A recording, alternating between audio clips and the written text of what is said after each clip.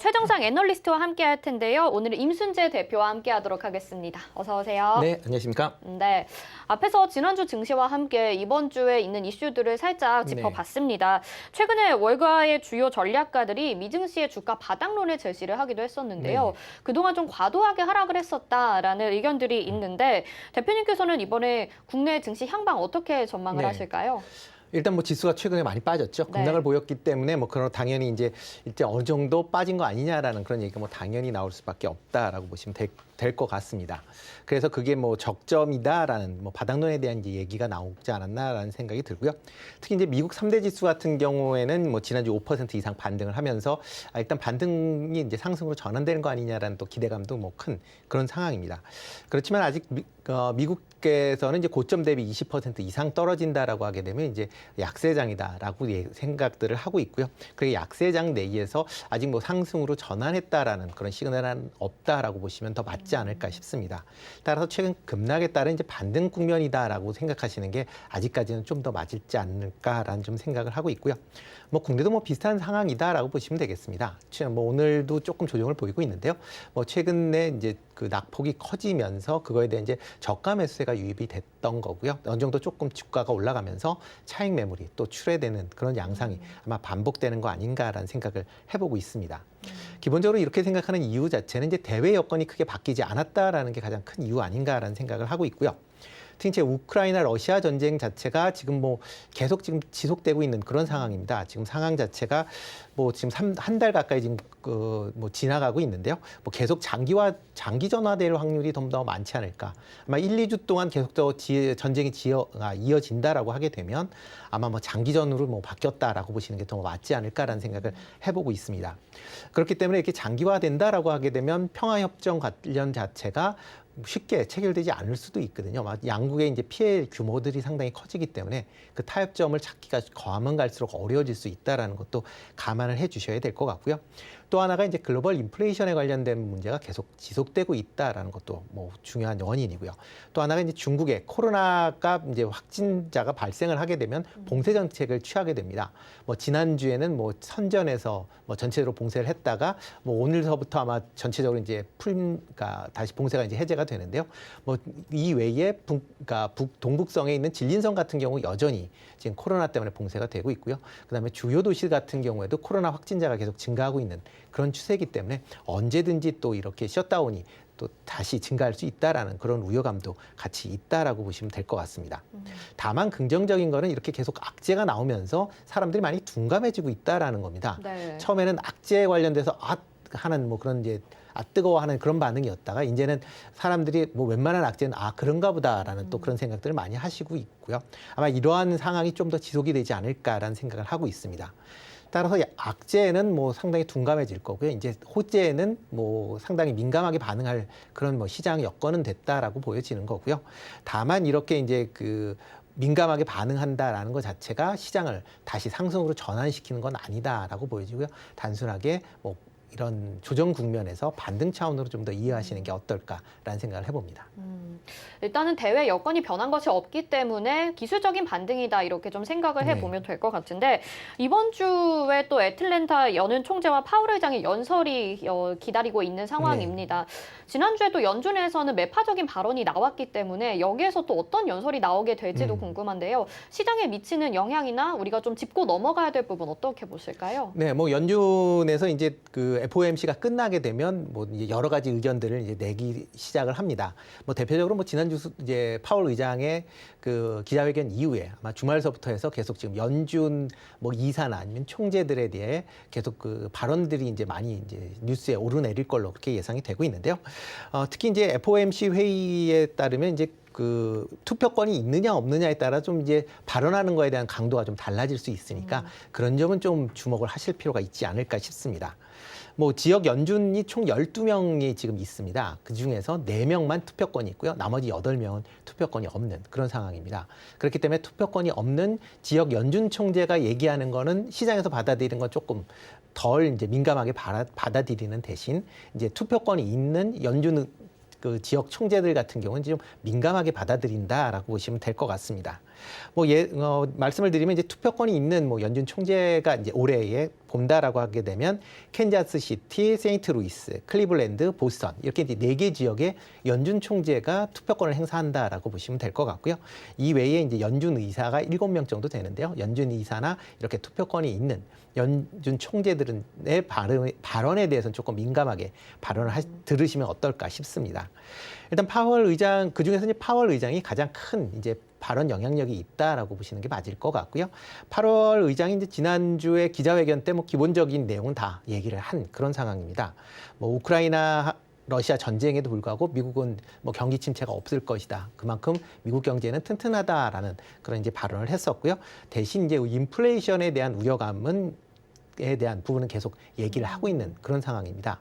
근데 뭐 그 지난주서부터 이번 주까지 아마 인플레이션 관련돼서 특별한 경제 지표가 발표될 걸로는 지금 없습니다. 발표될 게 없기 때문에 아마 파월 의장 입장에서도 보면 특별하게 더 강성 발언 나오지 않지 않을까라는 그런 생각을 해보고 있고요.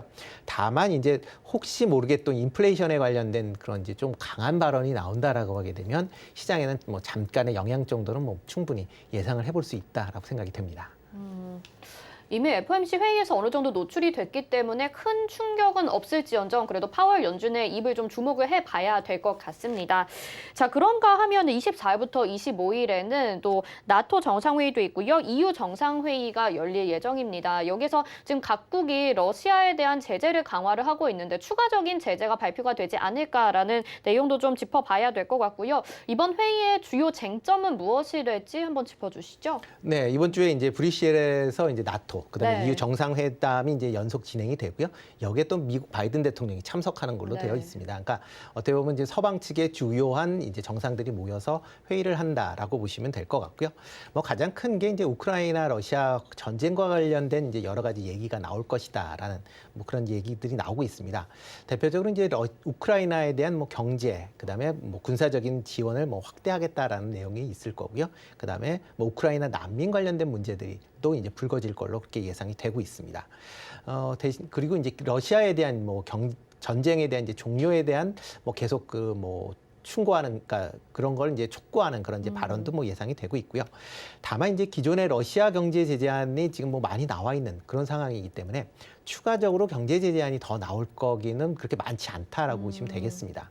만약 나온다라고 하게 되면 EU가 그 러시아산 이제 그 에너지의 수입을 어느 정도인지 제한한다라는 부분인데요. 그러면 EU 경제 상황으로 봐서는 상당히 좀 뭐 당장 시행하기가 좀 어려운 그런 상황이니까 그런 부분은 조금 뭐 진행되기 어렵다라고 보면 EU 정상회담을 한다라고 해도 특별한 사항은 없지 않을까라는 생각을 하고 있습니다. 대신 이제 우크라이나의 이제 EU나 나토 가입 문제는 계속 좀 어려울 거다라고 그렇게 생각을 하고 있습니다. 네. 특히 이제 EU에 가입을 할 때 보통 최소한 18개월 이상의 이제 점검 과정이 이제 필요하게 되어 있는데요. 뭐 지금 그 전에도 지금 특히 서방국, 뭐 프랑스나 네덜란드 같은 경우는 조기 가입에 관련된 뭐 EU 조항이 없다라는 이유로 인해서 지금 뭐 가입에 대해서는 좀 부정적인 그런 입장을 좀 보이고 있는 그런 상황이고요. 그러다 보면 그 와중에 또 전쟁이 지금 진행 중에 있는 그런 상황이기 때문에 러시아 입장을 감안한다라고 하게 되면 쉽게 EU에 가입을 허락하지 않을 것이다라는 게 이제 전반적인 시장의 분위기다라고 보시면 될 것 같습니다. 다만 이제 미국 바이든 대통령이 이제 EU 정상회담을 하고 폴란드를 이제 그러니까 폴란드에 가서 정상회담을 할 그럴 예정으로 있습니다. 그만큼 이제 나토로 본다라고 하게 되면 뭐 우크라이나를 제외한 나머지 나토 회원국으로의 전장 확대에 대한 거는 상당히 이제 우려를 하고 있는 그런 입장이다라고 보시면 될 것 같고요. 특히 이제 폴란드에 가서 나토에 대한 그 미국이 이제 안보를 공고히 한다라는 걸 다시 한번 확인하지 않을까라는 생각을 해보고 있습니다. 다만 이번에 폴란드를 방문을 하지만 그 우크라이나는 방문 계획이 전혀 없는 걸로 지금 나와 있습니다. 뭐 우크라이나 방문을 한다라면 상당히 이제 전쟁의 새로운 국면으로 이제 전환될 수 있다라는 그런 이제 우려가 이제 발생을 합니다. 특히 이제 방문한다라는 것 자체는 미군이 참전할 수 있다라는 걸로 시장에서 받아들일 수 있기 때문에 지금 상황에서는 방문한다라기보다는 뭐 우크라이나의 경제적이나 군사적인 지원 정도로 쪽에 이제 중점을 둔 그런 이제 내용들이 발표가 되지 않을까라는 생각을 해보고 있습니다. 지금 현재 상황에서는 뭐 특별한 상황은 없기 때문에 이유 관련돼서도 뭐 지금 상황이 좀 더 지속적으로 이어지지 않을까라는 생각을 개인적으로 좀 해봅니다. 일단은 뭐 경제 제재안도 추가적으로 나올 만한 게 없는 상황이기도 하고 또 우크라이나의 EU나 나토 가입 문제도 단기적으로는 좀 실현 가능성이 어렵다라고 하는 부분 체크를 해봐야 될 것 같고 그다음에 미국이 과연 여기에 참견을 하게 될 것인지 그 부분이 이번 주에 좀 주목할 만한 내용인 것 같습니다. 자, 시장 분위기를 살펴보면요. 국내 증시는 오늘 2,700선 아래로 내려오게 되면서 다소 좀 부진한 모습을 보이고 있는데 미증시는 지난주부터 계속 좀 상승하는 모습을 보여줬거든요. 이제는 어느 정도 진정이 됐다고 보고 뭐 빅테크나 유틸리티 쪽으로 투자 의견을 좀 제안을 월가에서 하기도 했습니다. 그렇게 본다면 국내 증시에서는 어떤 쪽으로 투자 전략을 세워보는 게 좋을지 관심 있게 보시는 업종 어떤 게 있을까요? 네, 뭐 시장 자체는 조금 더 지켜봐야 된다라는 게 좀 맞지 않을까라는 생각이 듭니다. 특히 뭐 금일 같은 경우도 외국인 매도세가 지금 쉽게 꺾이지 않고 있는 그런 상황입니다. 외국인 매도세가 또 다시 늘어나는 그런 상황인데요. 이렇게 이제 외국인이 이제 늘어나는 이유 중에 하나가 이제 뭐 여러 가지 뭐 국내적인 사항도 있겠지만 중국의 이제 코로나 봉쇄에 대한 뭐 우려 때문에 국내 증시에 주식을 많이 판다라는 부분도 있으니까 그런 부분을 좀 더 감안하셔야 되지 않을까라는 생각을 하고 있습니다. 일단 국내 증시는 계속 순환매가 좀 더 지속되지 않을까라는 생각을 하고 있습니다. 뭐 시장 불확실성으로 인해서 주도주가 지금 없는 그런 상황이고요. 개별 이슈에 따라서 뭐 섹터나 종목별로 좀 움직일 걸로 그렇게 예상이 되고 있는 그런 상황입니다. 뭐 지수를 본다라고 하게 되면 당분간은 한 2,600에서 2,750포인트 내에 박스권 움직임은 좀 더 이어질 걸로 그렇게 예상이 되고 있고요. 뭐 점차 이제 악재에 둔감해지는 그런 시장이지만 시장 상황을 반전시킬 만한 호재도 지금 없는 그런 상황인 것도 감안을 해 주셔야 되지 않을까라는 생각이 듭니다. 그렇기 때문에 뭐 주식을 오래 하셨거나 좀 잘하시는 분들은 박스권 내에서 단기 매매 전략이 여전히 좀 유효할 걸로 그렇게 예상이 되고 있고요. 만약 뭐 투자를 뭐 많이 안 해보셨던 분들은 아직까지는 현금 비중을 조금 높게 갖고 가는 보수적인 전략이 여전히 유효하다라고 생각이 되고 있습니다. 뭐 만약 그래도 이제 투자를 하시겠다라고 하게 되면 그나마 조금 관심을 가지셔야 될 부분이 이제 방역 완화 관련돼서 리오프닝 관련주는 여전히 관심을 가지셔야 되지 않을까라는 생각이 들고 있습니다. 특히 이제 방역 완화로 인해서 해외 패키지 상품에 대한 상품이 뭐 판매가 상당히 급증을 하고 있는 그런 모습입니다. 뭐 지난 주에 뭐 하와이 관련돼서 뭐 90배 이상 뭐 예약이 증가됐다라고 얘기를 하고 있고요. 뭐 보니까 또 필리핀 세부에 관련돼서 뭐 해외여행 상품이 지금 50만 원짜리 상품도 다시 뭐 출시가 되고 있는 그런 상황이다 보니까 이런 이제 여행 관련돼서 인재는 본격적으로 뭐 확대될 것이다라는 또 기대감이 있다라고 보시면 되고요. 특히 이제 윤석열 당선인이 이제 취임을 한다라고 하게 되면 현재 방역 제도를 아마 전면적으로 개편할 걸로 그렇게 예상이 되고 있습니다. 뭐 지금 아마 방역 지금 많은 뭐 제재가 있는데 아마 대부분이 해제가 될 걸로 예상이 되고 있고요. 그러다 보면 여행이나 카지노, 음식료 쪽으로는 여전히 관심을 좀 가지시는 게 어떨까 싶습니다. 뭐 종목으로 본다라고 하게 되면 뭐 롯데 관광개발 같은 경우 조금 관심 있게 보시면 어떨까 싶고요. 뭐 여행이나 뭐 제주도에 있는 뭐 호텔도 있고요. 그다음에 카지노 산업도 영유를 하고 있기 때문에 조금 관심을 가지시면 어떨까 싶고요. 강원랜드 같은 경우도 여전히 뭐 국내 그 카지노 이용 수요는 뭐 충분히 있을 걸로 예상이 되니까 관심을 좀 가지시면 어떨까 싶고요. 또 하나의 이제 섹터는 이제 게임 관련주도 이제 조금은 좀 관심을 좀 이번 주는 가지시는 게 어떨까 싶습니다. 네. 뭐 게임주가 금주에 이제 주총이 시작이 되고 있습니다. 그래서 금주서부터 이제 다음 주까지 주요 게임사들의 이제 주총이 이어지게 되는데요. 뭐 여러 가지 이제 사업들에 대한 이제 신규 사업에 대한 그 이제 사업을 이제 그러니까 정관에 추가하는 그런 이제 작업들을 많이 시작을 합니다. 특히 작년서부터 이슈가 된 메타버스나 아니면 NFT, 그다음에 뭐 P2E 게임 관련 블록체인 관련된 여러 이제 사업들이 이제 추가가 될 걸로 예상이 되고 있기 때문에 관련 사업에 추가가 되는 그런 이제 종목 중에서 실질적으로 이 관련 사업에 진출하는 그런 종목으로 좀 선별화돼서 아마 투자를 해보시면 뭐 단기적인 것보다 조금 중장기적으로 관점에서 보신다라고 하게 되면 여전히 유효하지 않을까 싶습니다. 네, 여전히 뭐 불확실성은 남아 있긴 하지만 방역 완화에 따라서 리오프닝 관련주들 그리고 게임주들 보시면 어떨까 투자 전략을 좀 세워주셨고요. 네, 말씀하셨다시피 증시는 상방으로 어느 정도 제한이 될 것으로 보입니다. 그리고 여전히 뭐 불확실성 남아 있는 상황이고요. 중국도 봉쇄 조치에 나섰고 유가의 변동성도 무시할 수가 없는데요.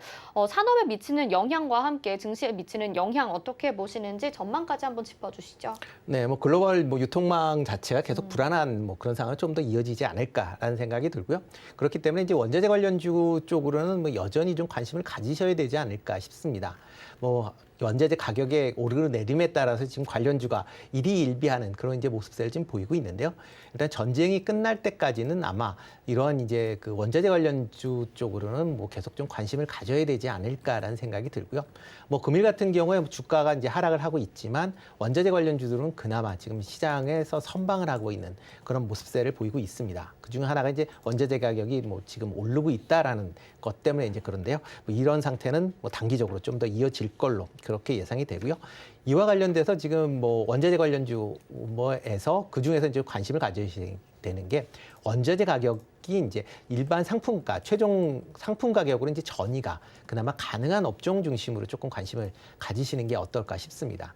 대표적으로 이제 비철금속 관련된 부분에도 뭐 당연히 뭐 관심을 가지셔야 되겠지만 그 외에 이제 배합사료나 이제 비료 관련 쪽, 농업 관련 이런 이제 그 원자재 쪽에 이제 그 생산을 하는 그런 기업 중심으로는 여전히 그 뭐 전쟁이 끝날 때까지는 좀 관심을 가지시는 게 어떨까라는 생각을 해보고 있습니다.